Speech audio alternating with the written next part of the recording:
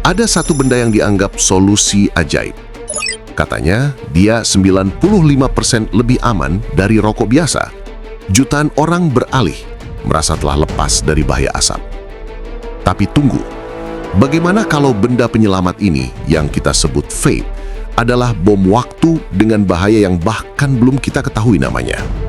Fakta paling mengejutkan, kita yang sekarang sedang menghirup uap ini, kita semua adalah subjek eksperimen yang besar. Mari kita jujur, baik rokok dan vape adalah dua kendaraan untuk mengirimkan satu zat yang adiktif, nikotin. Keunggulan vape sudah jelas. Rokok membakar tembakau, menghasilkan asap yang mengandung ribuan zat kimia pemicu kanker. Sementara vape hanya memanaskan cairan menjadi uap atau vapor. Logika kita berkata, uap pasti lebih aman, kan? Proses inilah yang membuat kita merasa aman. Tapi disinilah masalahnya muncul. Ada celah informasi yang masif, dan celah inilah yang mengancam generasi baru. Apa yang terjadi pada zat kimia saat mereka berubah dari cair menjadi uap panas dan masuk ke paru-paru Anda? Inilah area abu-abu yang paling gelap. Beberapa zat yang dijamin aman dalam bentuk cair, saat dipanaskan, struktur kimianya bisa berubah. Bahkan mereka bisa berinteraksi satu sama lain menjadi senyawa yang sama sekali baru. Senyawa yang berpotensi memicu penyakit jantung dan paru-paru.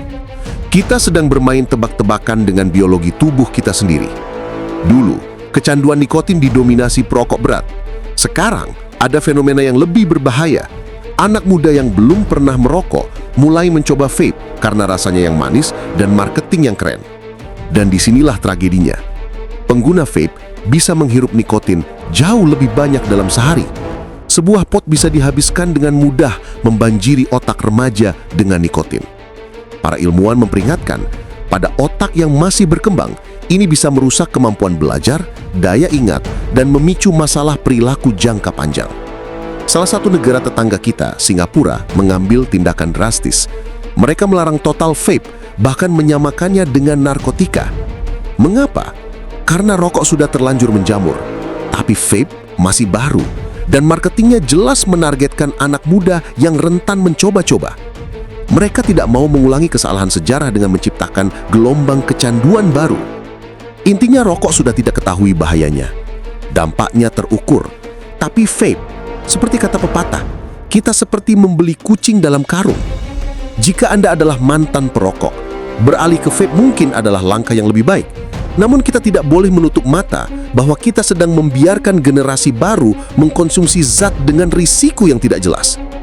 Kebijakan kita sebagai sebuah negara masih tertinggal jauh di belakang ilmu pengetahuan yang terus mencoba mengejar bahaya tersembunyi ini. Jadi, vape lebih aman dari rokok? Mungkin. Tapi apakah vape benar-benar aman? Itu pertanyaan yang masih menanti jawabannya di masa depan. Menurut kalian, apakah Indonesia perlu mengikuti jejak Singapura untuk melarang total vape? Tuliskan opini kalian di kolom komentar. Dan jangan lupa subscribe untuk fakta mengejutkan lainnya.